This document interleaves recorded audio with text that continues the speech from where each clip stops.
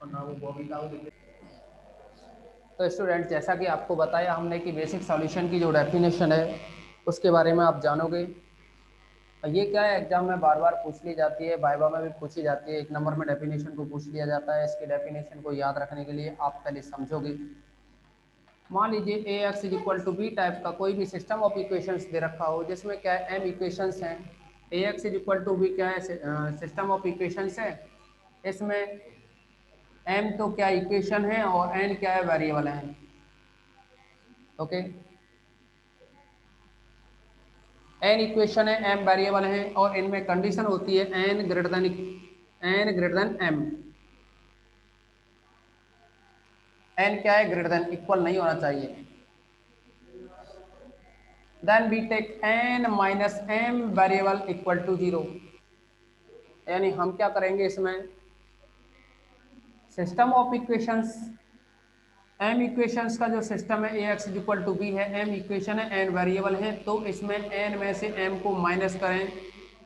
यानी एन क्या है, ग्रेटर देन एम होना चाहिए। और एन माइनस एम एलिमेंट्स को अगर हम जीरो रखें, एन माइनस एम एलिमेंट्स को जीरो रखते हुए, ये क्या है, थोड़ा क्वेश्चन से और सिंप्लीफाई हो जाएगी डेफिनेशन, पहले आप समझ लो इसको।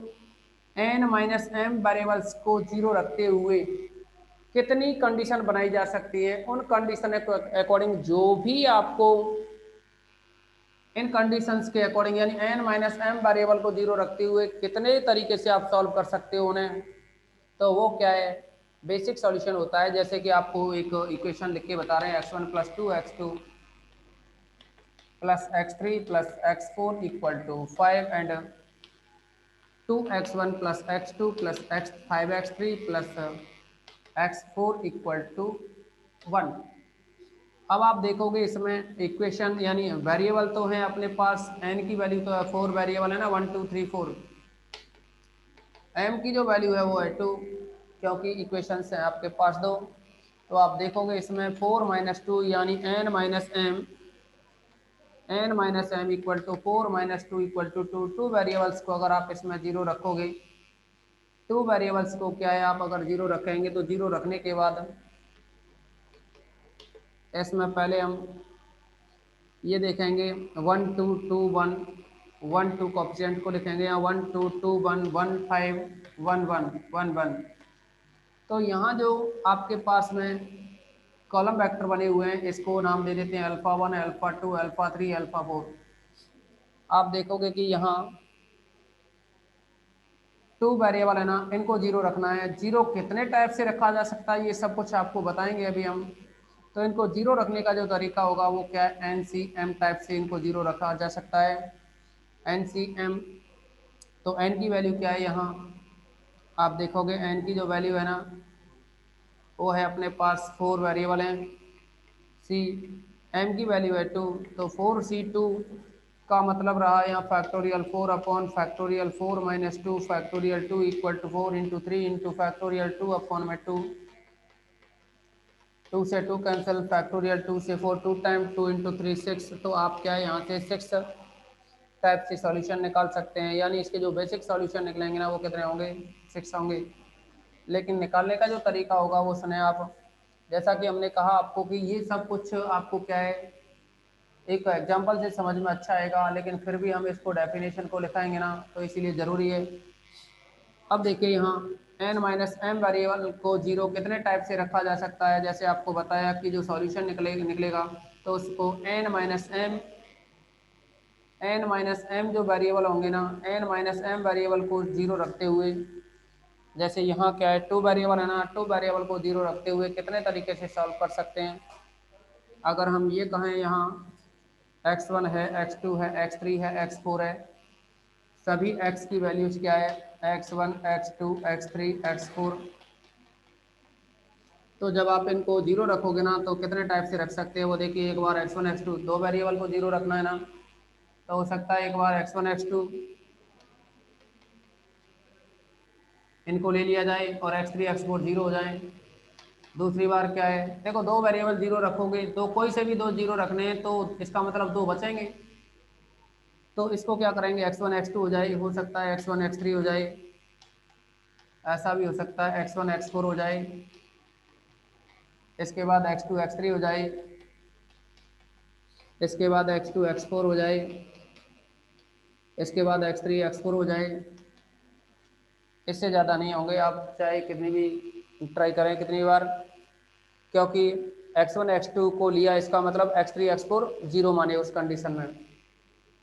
जब आपने x1 x3 लिया इसका मतलब x2 और x4 को क्या है, जीरो लिया। दो वेरिएबल को जीरो लेना है ना। यहाँ यही तो बताया आपको कि n minus M equal to 2 आया यहाँ, तो इतने वेरिएबल्स को क्या है आप जीरो लेकर के जितने भी आप सॉल्यूशन निकाल सकते हो वो क्या होंगे, इसके बेसिक सॉल्यूशन बनेंगे। लेकिन कंडीशन होती है जब आप x1 x2 को अगर बेसिक सॉल्यूशन निकाल रहे हो x1 x2 के लिए, तो x1 x2 के द्वारा यहाँ जो डिटरमिनेंट बनेगा 1 2 2 1 1 2 2 1, ये जीरो नहीं आना चाहिए। देखो 1 माइनस का 4 तो ये -3 आएगा, not equal to zero.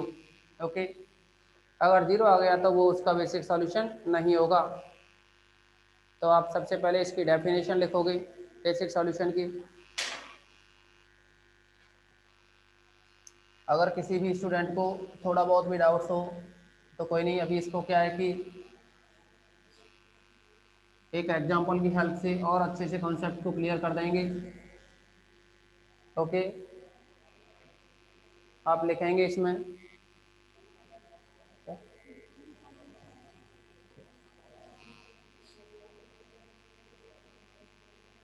Basic solution, इसमें लिखेंगे let A X equal to B, let A X equal to B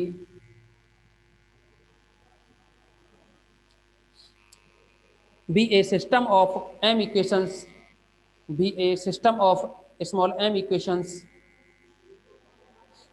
in n variables, system of m equations in n variable,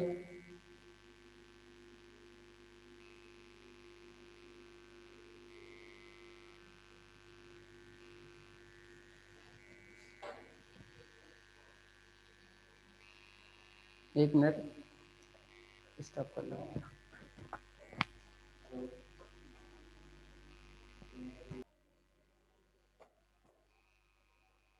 question है वो है लेट, लिखेंगे let A X equal to B A system of m equations in n variables and n greater than m, and n greater than m,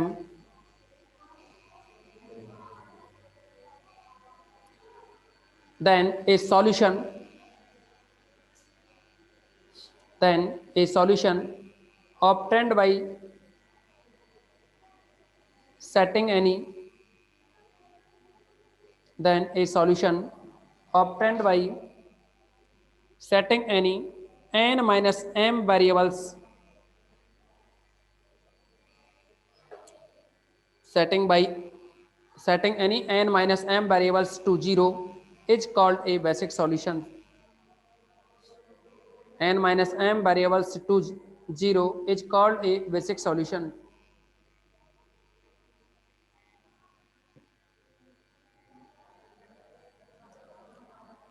comma provided the determinant of the coefficients, comma provided the determinant of the coefficients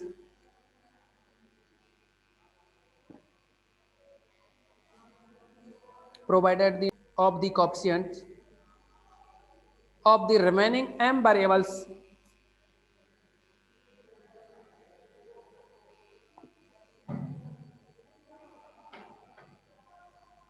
of the remaining m variables, comma is not zero, is not zero.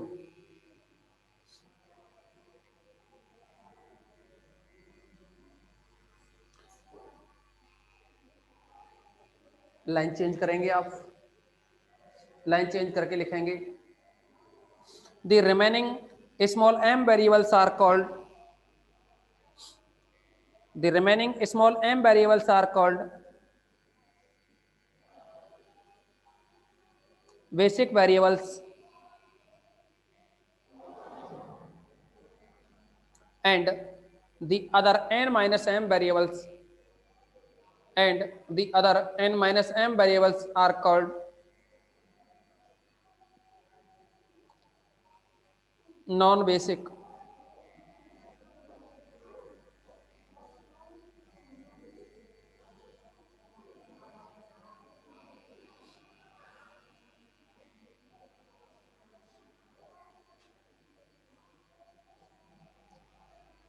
Next लिखोगे आगे,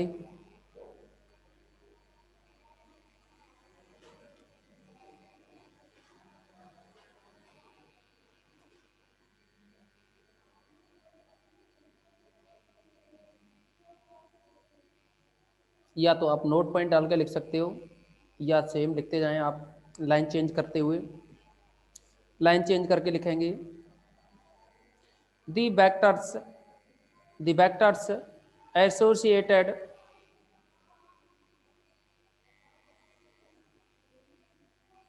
to the basic variables are L I यानी linear independence. यानी यहाँ आपको जो column vector बताए थे alpha 1, alpha 2, alpha 3, alpha 4, अभी जो एग्जांपल सेलेक्ट किया था, इसमें जो कॉलम होंगे वो क्या है, एल आई की फॉर्म में होंगे। सभी कॉलम जो हैं कॉलम वेक्टर होते हैं ना, वो क्या एल आई की फॉर्म में होने चाहिए। नेक्स्ट, जैसे कि अभी हमने कहा, आप चाहो तो इसको नोट पॉइंट फर्स्ट डाल सकते हो। आप नोट पॉइंट फर्स्ट ही डाल के चलें इसको, अभी जो लिखाया है। सेकेंड पॉइंट में लिखोगे if capital V is the matrix of the if capital V is the matrix of the capital V is the matrix of the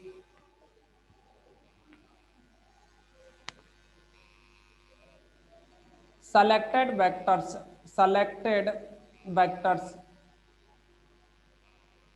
and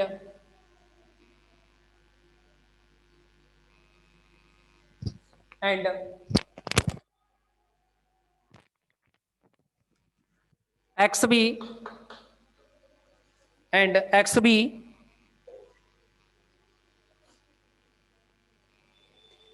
is the vector of the corresponding variables and XB is the vector of the corresponding variables,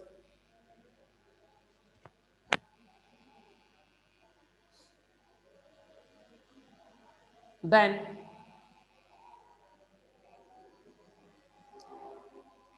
the solution of the resulting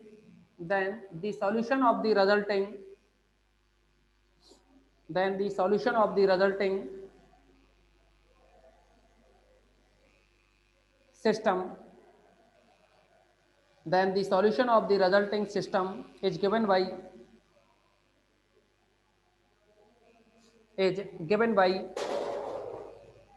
देखिए B X B equal to small B हो, तो यहाँ से x B की जब value निकालोगे ना, तो ये बनेगी, बी को इधर लाओगे, बी इनवर्स स्मॉल बी, इसके द्वारा हम सॉल्व करेंगे एक्स बी की वैल्यू। इस रिजल्ट को आप क्या है लर्न करेंगे।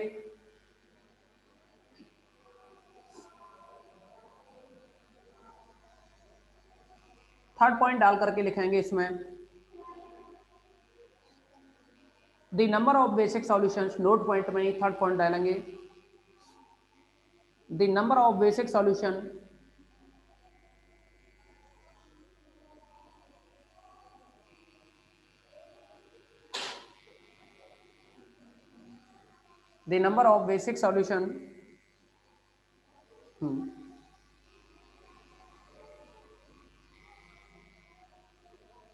ठीक,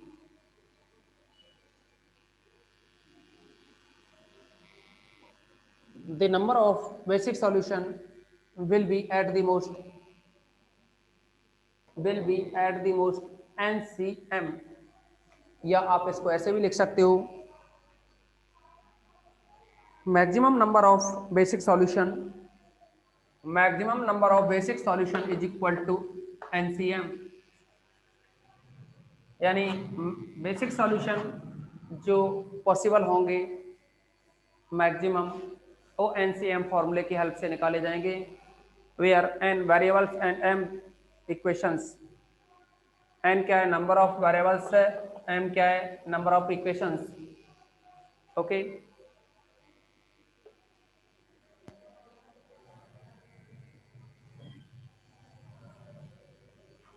देखो यहाँ क्या है, आप जब ये जो वेरिएबल है ना इनकी वैल्यू निकालोगे x1 x2 यानी n माइनस एम वेरिएबल को जीरो रखते हुए आप बेसिक सॉल्यूशन निकालेंगे, तो उन बेसिक सॉल्यूशन की वैल्यू कहीं जीरो तो नहीं आ रही या आ रही है जीरो, तो इसके आधार पर क्या है, इसको दो भागों में डिवाइड किया गया है बेसिक सॉल्यूशन को, एक तो नॉन डिजनरेट और एक है डिजनरेट।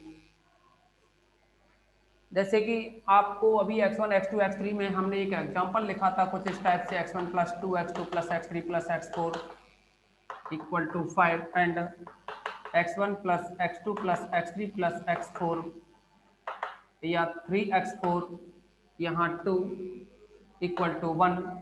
आप देखोगे यहाँ 4 वेरिएबल हैं तो 2 इक्वेशंस, 4 वेरिएबल तो 4 माइनस 2 इक्वल टू 2 वेरिएबल को क्या है आपको जीरो रखना है, यानी n माइनस एम वेरिएबल को जीरो रखते हुए, और आप चेक करेंगे कि कितने इसके, यानी n माइनस एम वेरिएबल को जीरो रखते हुए और चेक करेंगे कितने इसके सॉल्यूशन निकाले जा सकते हैं। मान लीजिए n माइनस एम यानी 2 वेरिएबल को जीरो रखते हुए और आपने कैलकुलेशन की और x1 की वैल्यू आ गई 1, x2 की वैल्यू, दो वेरिएबल है ना, कोई से दो जीरो रखे, जैसे 3 4 को जीरो रख दिया और x2 की वैल्यू आ गई 2, बाकी के 2 वेरिएबल जीरो। ऐसे ही आप क्या करोगे, हो सकता है कि नेक्स्ट अभी तो x3 x4 को जीरो रखा, अभी का क्या है कि यहाँ x2 x3 जीरो रखें तो 1 4 की कुछ वैल्यू निकलेंगी, 1 4 की कुछ वैल्यू निकलेंगी, ये दो जीरो रहेंगे, हो सकता है ये 4 आ जाए, ये 5 आ जाए। इस तरह से क्या है NCM यानी 4C2 जब सॉल्व करोगे तो 6 सॉल्यूशन रहेंगे इसके, जैसा कि अभी बताया था आपको क्या रहेंगे 6 सॉल्यूशन।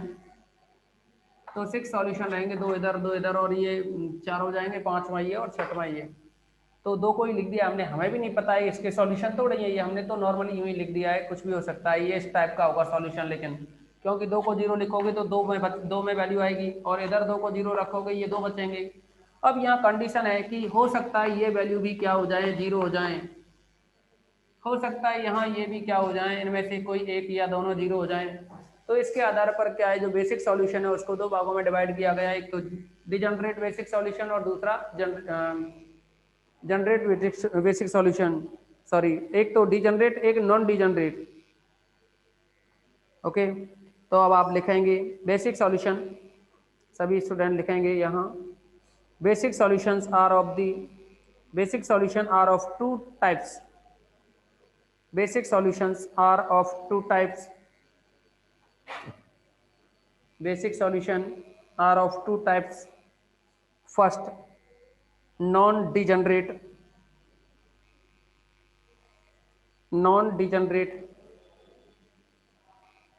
ये हेडिंग यहाँ डाल के रखोगे, अब आपको यहाँ से आगे अगली मीटिंग में कराया जाएगा। ओके।